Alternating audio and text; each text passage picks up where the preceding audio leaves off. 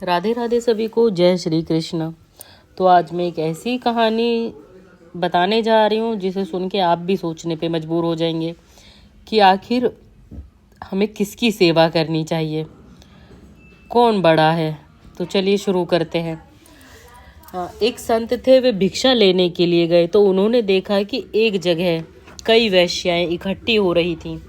बाबा जी ने पूछा कि क्या बात है, तो बताया गया कि एक वेश्या ने सभी वेश्याओं को भोज दिया है।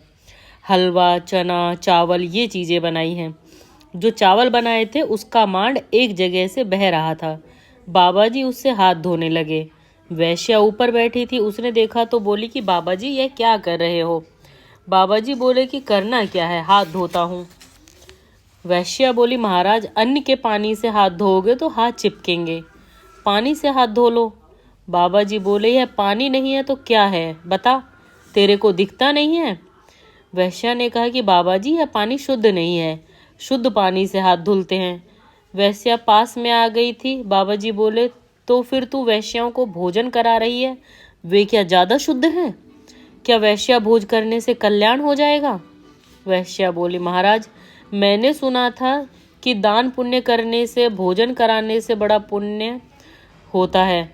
तो मैं साधुओं के पास गई और उनसे पूछा कि महाराज कल्याण कैसे होगा। तो उन्होंने कहा, वैश्या ने साधु से पूछा था तो साधु ने ही जवाब दिया। तो उन्होंने कहा कि साधु संतों की सेवा करो, मतलब खुद को बड़ा बताया, तब कल्याण होगा। फिर मैं ब्राह्मणों के पास गई, उनसे पूछा कि कल्याण कैसे होगा। तो ब्राह्मणों ने कहा कि जो जन्म से ब्राह्मण है उनकी सेवा करो, तब कल्याण होगा। अब मैं वैष्णवों के पास गई तो उन्होंने कहा कि वैष्णवों की सेवा करो।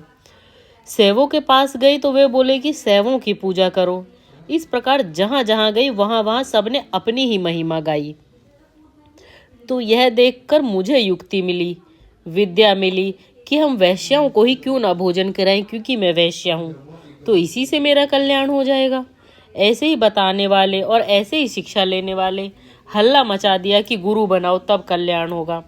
विचार करो कि जिन्होंने गुरु बनाया उनमें क्या फर्क पड़ा। जैसे पहले थे वैसे अब भी हैं। बनावटी गुरु से काम नहीं चलेगा। आप गुरु बनाएंगे तो बनाया हुआ गुरु क्या कल्याण करेगा? वास्तव में गुरु बनाया नहीं जाता, गुरु तो हो जाता है। जिससे हमें किसी विषय का ज्ञान हुआ हो उस विषय में हमारा वही गुरु हो गया, चाहे हम उसे गुरु माने या ना माने, जाने या ना जाने। एक संत से किसी ने पूछा कि आपका गुरु कौन है, तो उन्होंने कहा कि जो मेरे से ज़्यादा जानता है। और चेला कौन है? जो मेरे से कम जानता है। कितनी बढ़िया बात बताई। जो मेरे से ज़्यादा जानता है वह मेरा गुरु, चाहे मैं मानूं या ना मानूं। और जो मेरे से कम जानता है वह मेरा चेला, चाहे वह चेला बने या ना बने। अब आपसे एक प्रश्न पूछना चाहते हैं कि पहले बेटा पैदा होता है या पहले पिता पैदा होता है?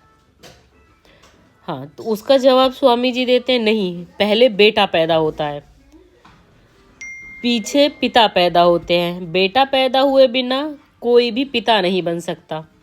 जिससे बेटा पैदा हो जाए वही पिता हो गया, जिससे आपको ज्ञान हो जाए वही गुरु हो गया। भले ही आप उसको गुरु बनाओ या मत बनाओ, जिससे आपको गुरु मिल जाए, सिद्धांत मिल गया और जिसकी शिक्षा से आपकी उन्नति हो गई वही आपका गुरु है, चाहे उसको पता हो या ना पता हो।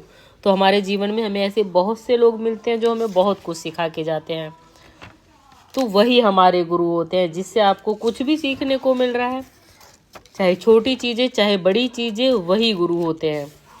इस वीडियो में इतना ही। राधे राधे सभी को, जय श्री कृष्ण।